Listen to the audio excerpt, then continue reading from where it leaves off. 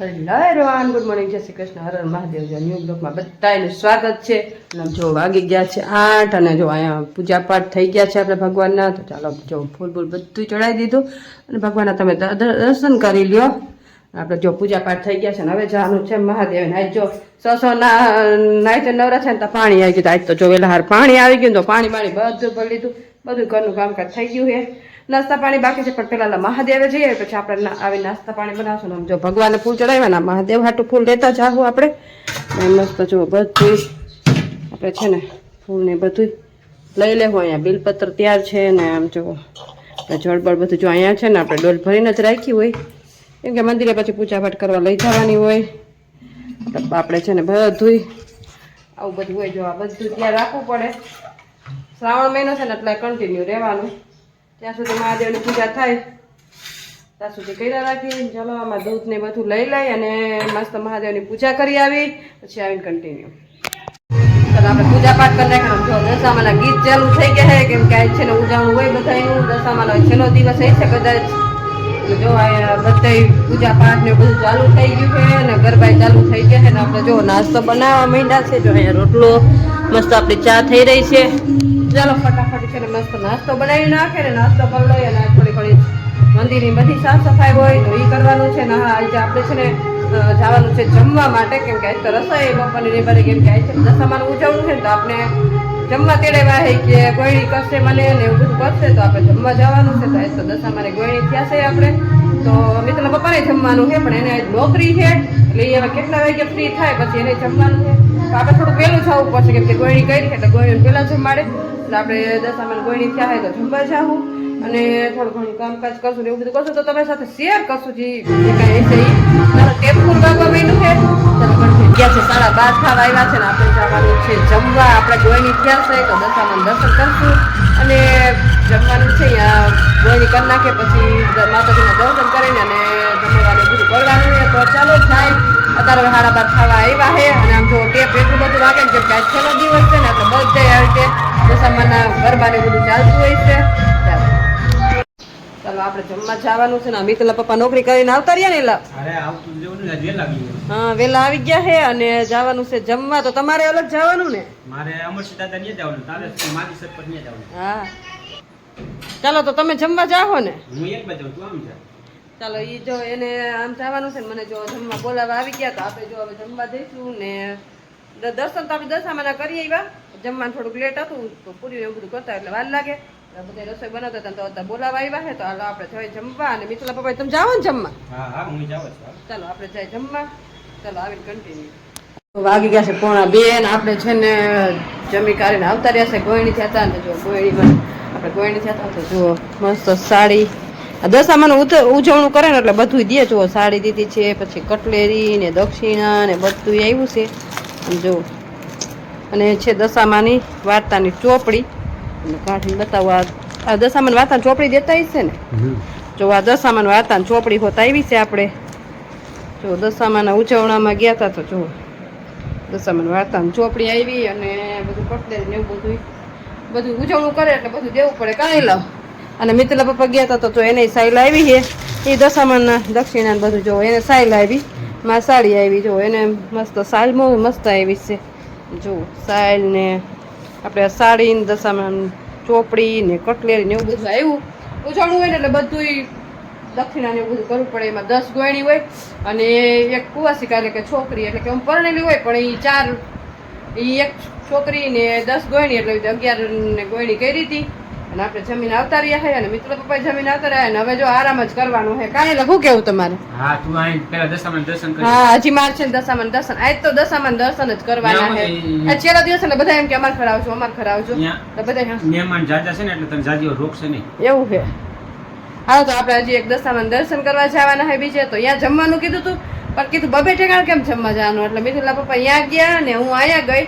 અને હવે કે દર્શન કરવા તો આવવું જ પડશે એટલે આપણે દર્શન કરી આવી દશામાના. અને આજે આખો દી દર્શનમાં જાય. કાં શું કેવું તમારે? બધા એમ કે અમાર ઘરે આવજો અમાર ઘરે આવજો. હજી હાંજે ટેપ ચાલુ થઈ છે, રાતે નીંદર નહીં આવે. હા રાતે નીંદર નહીં આવે ઈ જ ને. હારું હાલો એ તો પછી આપણે થાય કાવ એટલે આપણે તો હુઈ જ જાય નતા જો થોડો ઘણો આરામ કરશું. મને દશામાન દર્શન કરી આવી થોડું ઘણું રેસ્ટ લઈશું પછી પાછા કન્ટિન્યુ. ચાલો 5:30 થવા આવ્યા છે ને આમ જો અહીંયા બધું મિત્રના પપ્પા છે ને બધી વસ્તુ કાઢીને બેઠા ને જો તમને દેખાડું શું કાઢીને બેઠા શું કરો એલા ગોકળ આઈટમ આવે છે તો આમાં હાલે હોય નવી હોય ભગવાને પહેરાવી પડશે ને લગભગ નવું તો કાંઈ નથી, એક બે વસ્તુ જ છે, બીજી બધી તો આપણે ખરીદી કરવા જવાની છે ને તો જવાનું છે. પણ આમાં જોઈ નવી વસ્તુ હોય તો જોઈ લે, કારણ કે હમણાં પ્રાણ પ્રતિષ્ઠાથી એકાદી રહી ગઈ હોય તો એ કામમાં આવે. જો આ બધા વાઘાની બધા આપણે બદલાવાના હોય તો જો આ વાઘો બતાવો તો, આ વાઘો પીળા કલરનો જો આ કેટલો ગોથણી વાળો ને આ કૃષ્ણ ભગવાનને પહેરાવ્યો હોય એ પહેરાવાનો. આ જો એટલો મસ્ત લાગે ને, જો મને તો બહુ ગમે. લાલાને પહેરાવી ને લાલો એટલો મસ્ત લાગે ને આમાં વાઘામાં. ઈ છે આ મોટા લાલાનો હે ને, આ નાના લાલાનો જો વાઘા જો એક થી એક ચડિયા હતા અને જો એને હાર બધા કલગી વાળા જો આ મુંગટ જો કલગી વાળા 3 અને આ મુંગટ કેટલા લાગે કાનુડા ને એટલા મસ્ત કા ખાલી એવડો મુંગટ જ 250 રૂપિયા આવે. હા વાઘો કેટલાનો છે આ હિસાબ મને કે ખબર, તમે ખરીદી વાળો વાઘો રહ્યો ને 600-700 રૂપિયા આવે. એવું મને જ બહુ ગમી ગયો. ભલે 600-700 નો આવે.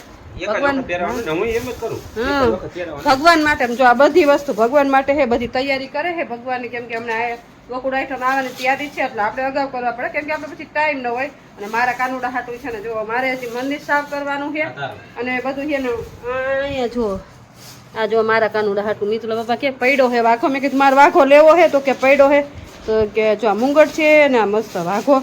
આમ જો જોતા જ એમ જો આ પહેરાવી તો કાનુડા કેટલો મસ્ત લાગે. આપણે મંદિરમાં કાનુડો છે ને એને પહેરાવા હાટું કાઢ્યા બે. મને એક વાઘો કાઢી દો અને આ વાઘો મને ગમી ગયો છે એટલે આપણે એને નોખો રાખી દઈ.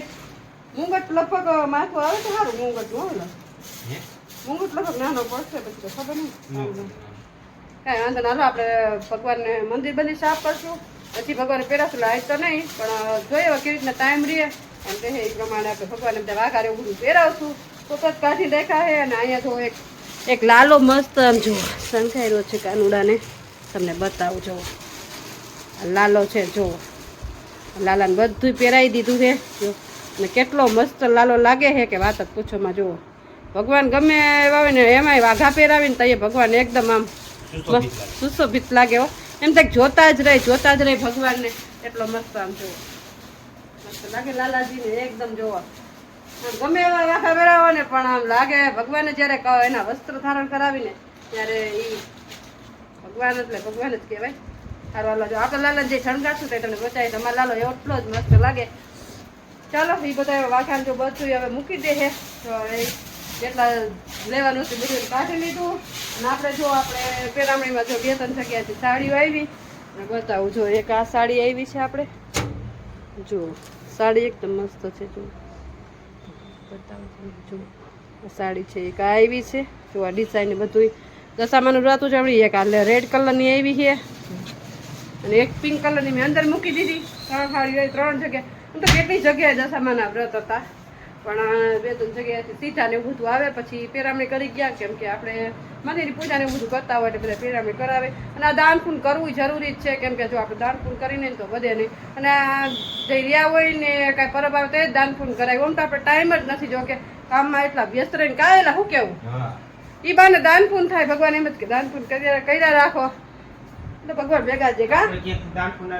હા અમે પછી અમે બેનું દીકરીને દાન પુણ્ય કર્યા રાખી, કેમ કે આપણે દાન પુણ્ય તો કરવું જરૂરી જ છે. વાત પરબ આવે ને તો દાન પુણ્ય જરૂરી છે જીવનમાં, કેમ કે દાન પુણ્ય કર્યા વગર કાંઈ છે નહીં. બાકી તો બધી આ બધી મોહ માયા કાંઈ શું કેવું આમાંથી જેનું કામ કરી તો કામ ખૂટે જ નહીં. શું કેવું તમારું? દાન પુણ્ય જરૂરી છે. દાન પુણ્ય કરી નહીં દાન પુણ્ય કરી જ આડું આવે. લીધે રાખવાનું દાન પુણ્ય કરવું પડે. દાન પુણ્ય કરીને એ જ સાચું કહેવાય. બાકી તો આપણે સેવકો માંથી આવતું ગામમાંથી આવતું આપણે બેનું દીકરી ભાણેજું બધાને દેવાનું. હા આપણે ભાણેજું ને બેનું દીકરીનું દાન કરી અને આપણે સેવકો આપણે દાન કરે. હાલો બધી વસ્તુ હવે ઠેકાણે મૂકી દે. પપ્પા કઈ ગોતે હે શું ગોતો હારો ઈ ગોતશે શું ગોતે ખબર નથી કઈ કાઢશે નવીન. હારું હાલો હવે કઈક હાલો પછી દેખાડે. ચાલો કન્ટિન્યુ. ચાલો ખાવા આવ્યા છે 7:30 અને હવે જો પૂજા પાઠ કરશું ને મિત્ર પપ્પા વહી ગયા છે મંદિરે અને આપણે હવે રસોઈ પૂજા પાઠ કરીને રસોઈ કરવા બેસું. તો બ્લોગનો એને અહીંયા જ કરશું. તો તમને આજનો મારો બ્લોગ કેવો લાગ્યો લાઈક શેર અને સબસ્ક્રાઈબ કરજો. મળશું નેક્સ્ટ બ્લોગમાં. ત્યાં સુધી મહાદેવ.